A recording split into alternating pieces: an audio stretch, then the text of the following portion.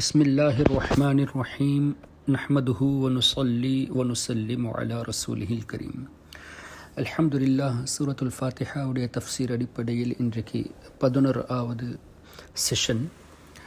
இன்றைக்கு வஇய்யாக நஸ்தஈன் சம்பந்தமாக இன்னும் சில விஷயங்கள் தஃப்சீர் அடிப்படையில் பேசுவோம். நேற்று நாங்கள் இதை பற்றி கொஞ்சம் பேசினோம். எப்படி என்று கேட்டால் அல்லாஹ் தபாரக வ தஆலாவுடைய தான் நாங்கள் உதவி கேட்குறோம். இப்போ ஐடு அர்த்தம் அல்லாஹ் தபாரக வ தஆலா டிரெக்ட் உதவி பண்ணுறவன், மலக்குமார்கள் மூலமாக உதவி பண்ணுறவன், அவுலியாக்கள் நபிமார்கள் மூலமாக, அதே போல் மக்கள் மூலமாக அல்லாஹ் தாலா உதவி பண்ணுறான். இது நாங்கள் குர்ஆன் ஹதீஸ் அடிப்படையில் பார்த்தோம். அதே போல் நபிகள் நாயகம் ஸல்லல்லாஹு அலைஹி வஸல்லம் கூட இது சம்பந்தமாக தெளிவாக சொன்னாங்க, என்னக்கிட்ட கேளுங்க என்று. எந்த நபி அல்லாஹ் கிட்ட தான் ஒவ்வொரு வஸ்தும் கேட்க வேணும் என்று சொன்னாங்களோ அவங்களே சொன்னாங்க, என்கிட்ட கேளுங்க. ஐடு அர்த்தம் ரசூல் கரீம் ஸல்லல்லாஹு அலைஹி வஸல்லம் கிட்ட கேட்குறது இன் ரியாலிட்டி அல்லாஹ் தஆலா கிட்ட கேட்குறது. ஏன் என்று கேட்டால் அல்லாஹ்வே தன் அவனுடைய ஹபீப் ஸல்லல்லாஹு அலைஹி வஸல்லம் காசிம் டிஸ்ட்ரிபியூட்டராக அப்பாயிண்ட் பண்ணியிருக்கிறான். இப்போ பாருங்கள், நாங்கள் திர்மிஸி ஷரீஃபில் உள்ள ஒரு ஹதீஸ், அதே போல் இன்னும் மற்ற கிதாப்களிலும் இந்த மாதிரி ஹதீஸ் வருது. எப்படி என்று கேட்டால் ரசூல் கரீம் ஸல்லல்லாஹு அலைஹி வஸல்லம் சொல்கிறதாக ஹஸரத் அப்துல்லாஹ் இப்னு உமர் ரதியல்லாஹு தஆலா அன்ஹுமா, யார்? ஹஸரத் உமர் இப்னு ஹத்தாப் ரதியல்லாஹு தஆலா அன்ஹுடைய மகன், சஹாபி சொல்கிறாங்க, ஸல்லல்லாஹு அலைஹி வஸல்லம் சொல்கிற மாதிரி, இதா அராதல்லாஹு பி அப்தின் ஹைரா இஸ்தஅமலஹு அலா கதாஇல் ஹவாயிஜி லின்னாஸ் அவ் கமா கால். இத மஃபூம் எப்படி என்று கேட்டால் ரசூல் கரீம் ஸல்லல்லாஹு அலைஹி வஸல்லம் சொல்கிறாங்க, அல்லாஹ் தஆலா ஒரு அடியானுக்காக நலவை நாடினா அவனை கொண்டு மக்களுடைய ஹாஜத்தை நிறைவேற்றத்துக்காக வேலை எடுக்கிறான். சுப்ஹானல்லாஹ். இதே போல் நாங்கள் இமாம் தபரானி, அதே போல் இமாம் சுயூத்தீம் இந்த ரிவாயத்தை எழுதியிருக்கிறாங்க. எப்படி என்று கேட்டால் ஹஸரத் அப்துல்லா இப்னு உமர் ரதியல்லாஹு அன்ஹுமா, அப்படின்னா ஹஸரத் உமர் இப்னு ஹத்தாப் ரதியல்லாஹு அன்ஹுடைய மகன், அவங்க சொல்கிறாங்க ரசூல் கரீம் ஸல்லல்லாஹு அலைஹி வஸல்லம் சொன்னதாக. எப்படி என்று கேட்டால் அல்லாஹ்வுடைய சில அடியான்கள் இருக்கிறாங்க, அல்லாஹ் தபாரக வ தஆலா அவங்களை மக்களுடைய ஹாஜத் நிறைவேற்றத்துக்காக ஹாஸ் பண்ணியிருக்கிறான். அப்படின்னா அவங்களே செலக்ட் பண்ணியிருக்கிறான். அதே ஹதீஸில் வருது, மக்கள் அவர்களுடைய ஹாஜத்தை இந்த நல்லடியார்கள் கிட்ட கொண்டாடுறாங்க. இந்த நல்லடியார்கள் எப்படி என்று கேட்டால் அல்லாஹுடைய அதாபை விட்டும் அல்லாஹ் தாலா இவர்களுக்கு பாதுகாப்பு கொடுத்து இருக்கிறான். சுப்ஹானல்லாஹ். இப்போ இந்த அஹாதீஸ் மூலமாக இதே போல் பல ஹதீஸ்கள் இருக்குது. இதில் நாங்கள் விளங்கிக் கொள்கிறோம், அல்லாஹ் தாலாவே தன் அவனுடைய நல்லடியார்களை மக்களுடைய உதவிக்காக வச்சிருக்கிறான். இதை இன்னும் கொஞ்சம் தெளிவு பண்ணதுக்கு இன்னொரு ஹதீஸ் மூலமாக எங்களோட ஈமானை உறுதியாக்கி கொள்ளும். ரசூல் கரீம் ஸல்லல்லாஹு அலைஹி வஸல்லம் சொல்கிறாங்க, மஃபூம் எப்படி என்று கேட்டால், இப்போ ஒரு ஆள் ஒரு காட்டில் போயிட்டு அவருக்கு இடம் ஒன்றும் தேட இல்லாமல் இருக்கி அவர் கஷ்டத்தில் இருக்கிறார். இப்போ அந்த மாதிரி சந்தர்ப்பத்தில் நாங்கள் என்ன சொல்லணும்? யா அல்லாஹ் எனக்கு உதவி செய்வாயாக, உன்னுடைய உதவியை அனுப்புவாயாக, யா அல்லாஹ் என்னை காப்பாற்றுவாயாக, இப்படி தானே நாங்கள் சொல்கிறோம். ஆனால் ஸல்லல்லாஹு அலைஹி வஸல்லம் இங்கே ஒரு வார்த்தை ஒன்று சொல்கிறாங்க, இப்படி நிலைமை வந்தால் அஈனூனி யா இபாதல்லாஹ், அல்லாஹ்வுடைய நல்லடியார்களே எனக்கு நீங்கள் உதவி செய்யுங்க. யார் சொல்லிக் கொடுத்த பாடம்? சய்யிதுனா முஹம்மதுர் ரசூலுல்லாஹ் ஸல்லல்லாஹு அலைஹி வஸல்லம் சொல்லிக் கொடுத்த பாடம் இது. இப்போ இது தௌஹீதுக்கு மாற்றமாக ஆக முடியுமா? நிச்சயமாக இல்லை. ஏன்? அஈனூனி யா இபாதல்லாஹ், அல்லாஹ்வுடைய நல்லடியார்களே. அப்போ நாங்கள் அல்லாஹ்வை மறக்க இல்லை, அல்லாஹ்வுடைய கொடுத்த தாக்கத்தை கொண்டு, அல்லாஹ்வால் கொடுத்த தாக்கத்தை கொண்டு, அல்லாஹ்வுடைய குத்ரத்தை கொண்டு தன் இந்த நல்லடியார்கள் உதவி செய்கிறாங்க. அதே போல் ஹதீஸில் இப்படியும் வருது, அல்லாஹ் தாலா ஒரு குறிப்பிட்ட நல்லடியார்களை, அதே போல் மலக்குமார்களை மக்களுடைய உதவிக்காக அப்பாயிண்ட் பண்ணி இருக்கிறான். சரி, இப்போ நாங்கள் வஇய்யாக நஸ்தஈன் என்று வரப்போக்கில் இதில் சரியான கருத்து தஃப்சீர் அடிப்படையில் நாங்கள் பார்ப்போம். இந்த சிலவங்க இதை வச்சுட்டு பார்த்தீங்களா, நபிமார்கள் கிட்ட உதவி கேட்கக்கூடாது, அவுலியாக்கள் கிட்ட உதவி கேட்கக்கூடாது, ஆனால் அவர்களே தொழுகை முடிஞ்ச உடனே எல்லாத்துக்கிட்ட உதவி கேட்குறாங்க, கஷ்டம் வந்தால் எல்லாத்துக்கிட்ட போகிறாங்க. இப்போ அவங்க தொழுகையில் பொய்யா சொல்கிறாங்க. இப்போ இது அர்த்தம் என்ன என்று கேட்டால் அல்லாஹ் தானே சபபா வச்சிருக்கிறான். சரி, இது அடிப்படையில் நாங்கள் தஃப்சீரை பார்ப்போம். மேஜர் தஃபாசீர், பெரும் பெரும் தஃபாசீருடைய கிதாப் எடுத்து பாருங்கள், தெளிவாக போட்டிருக்கு. எப்படி என்று கேட்டால், யா அல்லாஹ் உன்னைய வணங்கத்துக்காக நாங்கள் உனக்கிட்டே தான் உதவி கேட்குறோம். So we need your assistance. We seek your assistance to worship you alone. உனே வணங்கத்துக்காக யா அல்லாஹ் நாங்கள் உன்னுடைய உதவி கேட்குறோம். நீனே தான் எங்களுக்கு பாதுகாப்பு கொடுக்க வேணும். ஸோ தட் நாங்கள் ஒன்னே தவிர யாரையும் வணங்கக்கூடாது. அல்ஹம்துலில்லாஹ். இந்த துவா எங்களோட தொழுகையில் ஏற்றுக்கொள்ளப்பட்டிருக்கி சுட்டித்தானே. அல்ஹம்துலில்லாஹ். நாங்கள் அல்லாஹ்வை மட்டும் வணங்குறோம். அல்லாஹ்வுடைய கட்டளை கொண்டு அல்லாஹ்வுடைய உத்தரவை கொண்டு நாங்கள் அல்லாஹ்வுடைய நல்லடியார்களை மதிக்கிறோம், ரெஸ்பெக்ட் பண்ணுறோம்.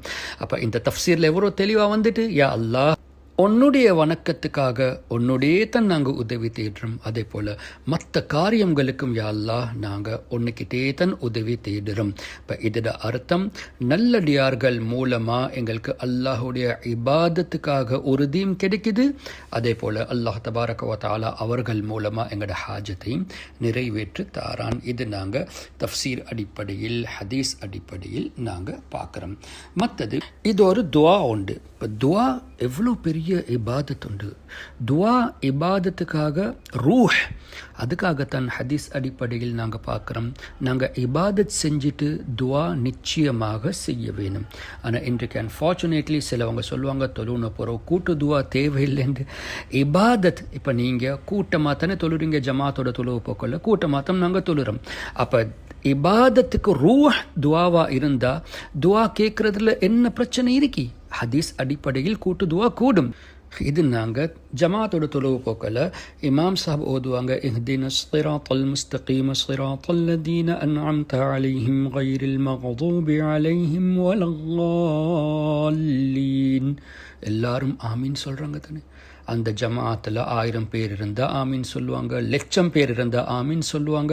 அப்போ கூட்டு துவா தானே இது. எல்லாம் சேர்ந்து ஆமீன் சொல்கிறாங்க அந்த துவாக்கு, இமாம் சாஹிப் ஓதுற துவாக்கு. அல்லாஹு அக்பர். தொழுகையில் இப்படி கூடும் இருந்தால் தொழுகைக்கு போகிறோம் அது எப்படி பாத்திலாகும், எப்படி கூடாது என்று சொல்லலாம். அல்லாஹ் காப்பாற்ற வேணும். எப்படியோ இப்போ துவா இபாதத்துக்காக ரூஹா இருக்கு. இப்போ துவா சம்பந்தமாக சில ஒரு 2 விஷயத்தை நான் சொல்லத்துக்கு விரும்புகிறேன். எப்படி என்று கேட்டால், சில மக்கள் துவா கேட்கறதுக்காக கொஞ்சம் பேக்வர்ட் ஆகுவாங்க. ஆனால் அல்லாஹ் தாலா விருப்பப்படுறான் அவனுடைய அடியான் அவனுக்கிட்ட கேட்கறது. அல்லாஹ் சந்தோஷப்படுறான். எந்த மாதிரி என்று கேட்டால், ஒரு ஹதீஸ் அடிப்படையில் நாங்கள் பார்க்குறோம் ஐடம் மஃபூம் எப்படி என்று கேட்டால், ஒரு ஆள் அல்லாஹ் கிட்ட கேட்டுக்கொண்டு இருக்கிறான், அழுகுறான், கேட்டுக்கொண்டே இருக்கிறான். ஆனால் அல்லாஹ் தாலா அவனுடைய ஹாஜத்தை நிறைவேற்றது இல்லை. இப்போ ஜிப்ரீல் அலைஹிஸ்ஸலாத்து வஸ்ஸலாம் அல்லாஹ்க்கு சொல்கிறாங்க, யா அல்லாஹ் இவ்வளோ கேட்டுக்கொண்டு வாரானே கொடுத்து போடுவே. அப்போ அல்லாஹ் தாலா இந்த மாதிரி பதில் கொடுக்குறான் என்ற ஹதீஸ் அடிப்படையில் நாங்கள் பார்க்குற மாதிரி மஃபூம் எப்படி என்று கேட்டால், ஜிப்ரீலே இவருக்கு நான் இப்போ கொடுத்துட்டா இவர் துவா கேட்குறது நிப்பாட்டி போடுவார். இவர் எனக்கிட்ட கேட்குறது எனக்கு விருப்பமாக இருக்கு, எனக்கிட்ட இப்படி கேட்குறது ஐ லைக் தட். இப்போ நான் கொடுத்தா அவன் நிப்பாட்டி போடுவார். அதுக்காக இவர் கேட்டுக்கொண்டு இருக்கட்டும், I like the way he is asking. அந்த மாதிரி மஃபூம் உண்டு ஹதீஸில் வருது. அதே போல் துவாவை பற்றி இன்னொரு விஷயம் உண்டு வருது. எப்படி என்று கேட்டால், யாருடைய துவாவும் ரிஜெக்ட் ஆகுதில்லை, அது வேஸ்ட்டாக போவதில்லை. ஒன்று அந்த துவா உடனே ஏற்றுக்கொள்ளப்படும், அப்படி இல்லாட்டி கொஞ்சம் காலம் போகிறோம் அது ஏற்றுக்கொள்ளப்படும், இல்லாட்டி அதோட இடத்துல அதை விட ஒரு நல்ல காரியத்தை எல்லாம் செஞ்சு தருவான். ஏன் என்று கேட்டால், குர்ஆன் ஷரீஃப் அடிப்படையில் நாங்கள் பார்க்குறோம், அஸா அன் தக்ரஹு ஷைஅ வஹுவ கைருல் லக்கும் வ அஸா அன் துஹிப்பு ஷைஅ வஹுவ ஷர்ருல் லக்கும். இது மஃபூம் எப்படி என்று கேட்டால், சில விஷயங்கள் எப்படி என்று கேட்டால் நாங்கள் அதை டிஸ்லைக் பண்ணுறோம், வெறுக்கிறோம். ஆனால் இன் ரியாலிட்டி எங்களுக்காக அது நல்ல. சில விஷயங்கள் நாங்கள் லைக் பண்ணுறோம், ஆனால் இன் ரியாலிட்டி அது எங்களுக்கு ஹைர் இல்லை. இப்போ அல்லாஹ் சொல்கிறான், வல்லாஹு யஅலம் வ அன்தும் லா தஅலமூன். அல்லாஹ் தான் அறிந்தவன், எது உங்களுக்கு நல்லம் எது உங்களுக்கு தீமை கெட்டது என்று அல்லாஹ்க்கு தான் தெரியும், உங்களுக்கு தெரியாது. இப்போ பார்த்தீங்களா, இப்போ உதாரணமாக ஒரு ஆள் இருக்கிறாங்க, ஒரு கப்பல் ஒன்று இருக்கு, அவங்களுக்கு பிள்ளைகள் இல்லை, ஒரு 5 வருஷமாச்சு 10 வருஷமாச்சு, அவங்க துவா கேட்டுக்கொண்டே இருக்கிறாங்க. ஆனால் அவங்களோட துவா ஏற்றுக்கொள்ளப்படவில்லை. அப்போ அவங்க நினைக்கக்கூடாது, என்ற துவா கபூல் ஆக இல்லையே, அல்லாஹ் என்னோட கோவமா, அந்த மாதிரி நினைக்காம அவங்க நினைக்க வேணும், எனக்கு இந்த நேரம் இது தான் ஹைர். அல்லாஹ் தபாரக வ தஆலா எங்களுக்கு கொடுக்காதது எங்களுக்காக ஹைர். யாருக்கு தெரியும், புள்ளை வந்துட்டு புள்ளை ஒன்றாவிட்டு அந்த புள்ளை ஷரியத்துக்கு மாற்றமா இல்லாட்டி அகீதாக்கு மாற்றமா, நபிகள் நாயகம் ஸல்லல்லாஹு அலைஹி வஸல்லம் பற்றி கேவலமா அப்படின்னு அவங்களை இன்சால்ட் பண்ணுற மாதிரி ஒரு புள்ளை வந்துட்டா இப்படி பிள்ளைய வளர்க்கிட்டு நாங்கள் என்னத்தை செய்ய? சின்னத்திலிருந்து நாங்கள் வளர்த்து வளர்த்து வளர்த்து அத்தனை நியமத்தும் கொடுத்துட்டு அந்த மாதிரி கஷ்டப்பட்டுட்டு கடைசியில் என்னுடைய நபி எல்லாத்துடைய நபி ஸல்லல்லாஹு அலைஹி வஸல்லம் மாற்றமாக பேசுகிறதா இருந்தால், நபி என்ன எங்களே போல் சாதாரண மனுஷன் தானே, அவங்களுக்கு என்ன ஸ்பெஷாலிட்டி இருக்கி?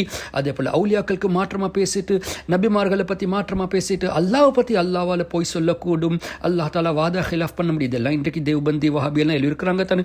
இப்படி கருத்தை ஒருத்தர் எடுத்து வந்தா எங்கட பிள்ளைகளில் அப்போ அவருக்கு செஞ்ச அத்தனை ஹித்மத்தும் அநியாயமாக போயிருமே.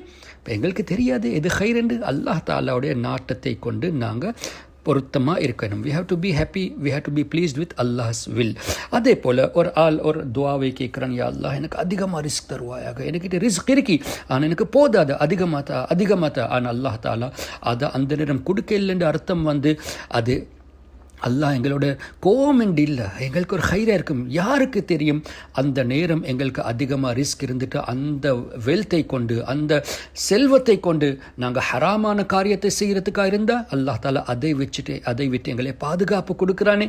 அந்த மாதிரி நாங்கள் அல்லாஹுடைய பொருத்தத்தில் நாங்கள் ப்ளீஸ்டாக இருக்க வேணும். இதே போல் பல விஷயங்கள். இப்போ ஹதீஸ் அடிப்படையில் ஒன்று அல்லாஹ் தாலா உடனே கபூல் பண்ணிடுவான், அவனுடைய நாட்டம். அப்படி இல்லாட்டி கொஞ்ச நாள் பிறகு அது கபூல் செய்யப்படும், எப்போ ஹைரோ. அப்படி இல்லாட்டி அது ஹைர் இல்லாட்டி அல்லாஹ் தாலா அது இடத்துல இன்னொரு நல்ல காரியத்தை அவனுக்காக செஞ்சு தருவான். சுப்ஹானல்லாஹ். அதுவும் இல்லாட்டி கியாம நாளில் அல்லாஹ் தாலா அந்த அத்தனை துஆக்களுக்கும் பெரியோர் அஜர் கொடுப்பான். இந்த துனியாவில் துவா கபூலாக இல்லையோ, கியாம நாளில் பெரியோர் அஜர் அல்லாஹ் தாலா கொடுப்பான். எந்த மாதிரி என்று கேட்டால், யார் துவா கபூலாகப்பட்டிருக்குமோ அவங்க அந்த நேரம் பார்த்துட்டு சொல்லுவாங்க, இவருடைய நன்மையை பார்த்து சொல்லுவாங்க, யா அல்லாஹ் இந்த அளவுக்கு நன்மை இவருக்கு நீ கொடுத்திருக்கிறாய், வி விஷ் நாங்களும் நாடு இருக்கலாமே, எங்களோட துவா துனியாவில் ஒன்றுமே கபூலாக இருக்காமல் இருந்திருந்தால் எங்களுக்கும் இந்த மாதிரி பலன் கிடைச்சிருக்குமே. இப்போ இந்த மாதிரி ஒரு ஆசை ஒன்று வைப்பாங்க என்று ஹதீஸ் அடிப்படையில் நாங்கள் பார்க்குறோம். இப்போ நாங்கள் துவா விஷயத்தில் ஒரு நாளும் பின்னாகக்கூடாது. அல்லாஹ் சொல்கிறான், கேளுங்க, உதுஊனி அஸ்தஜிபு லக்கும், நீங்கள் என்கிட்ட கேளுங்க நான் கபூல் செய்வேன். இப்போ நாங்கள் அல்லாஹுடைய அந்த கட்டளை கொண்டு நாங்கள் துவா கேட்டுக்கொண்டு தான் இருக்க வேணும். அல்லாஹ் கபூல் செய்கிறது அவனுடைய கிருபை கொண்டு. அவன் இப்பைக்கு கபூல் செய்யாட்டி அதில் ஒரு ஹைர் இருக்கும், அதுவும் இல்லாட்டி பொறவும் கபூல் செய்யாட்டி கியாம நாளில் அல்லாஹ் தாலா நாங்கள் ஈமானோடு இருந்தால் எங்களுக்கு பெரியோர் அஜரை கொடுப்பான். அந்த நேரம் எங்களுக்கு இந்த துவாட பதில் அல்லாஹ் தாலா, துவாவுடைய பங்கில் அல்லாஹ் தாலா எங்களுக்கு பெரியோர் அஜரை கொடுத்தா இட அர்த்தம் ஸ்வர்க்கம் நிச்சயம் தானே. சுப்ஹானல்லாஹ். அதுக்காக நாங்கள் இந்த விஷயத்தில் பேணுதலாக இருக்கணும், எப்பயும் துவா கேட்டுக்கொண்டிருக்க வேணும். நாங்கள் கம்ப்ளைண்ட் பண்ணக்கூடாது, அல்லாஹ் தாலா ஏன் என்ற துவாவை கபூல் செய்யலை, அல்லாஹ்வுடைய நாட்டம் அதை கொண்டு நாங்கள் பொருத்தமாக இருக்க வேணும். இன்ஷா அல்லாஹ் இது அடிப்படையில் இன்னும் சில விஷயங்கள் இருக்கு, அது நாங்கள் அடுத்த செஷனில் பேசுவோம். سبحانك اللهم وبحمدك أشهد أن لا إله إلا أنت أستغفرك وأتوب إليك والسلام عليكم.